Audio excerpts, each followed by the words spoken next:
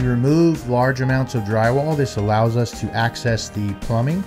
It also allows us to access any electrical that's being moved. We also got rid of the fluorescent lighting in the kitchen.